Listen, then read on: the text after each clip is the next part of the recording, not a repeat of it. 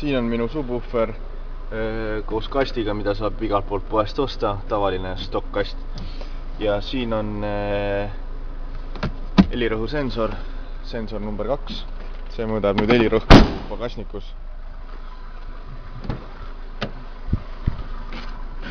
Nii, ja esiklaasil on meil sensor 1.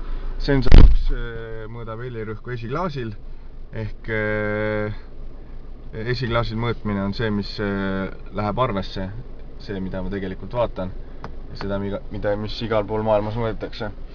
Ja siin on arvutis sensor 2 ehk siis pagasnikus ja sensor 1 see, mida me jälgima hakkama.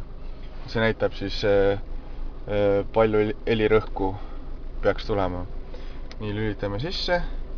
Ma tean, et minu piik on 52 Hz peal. Paneme.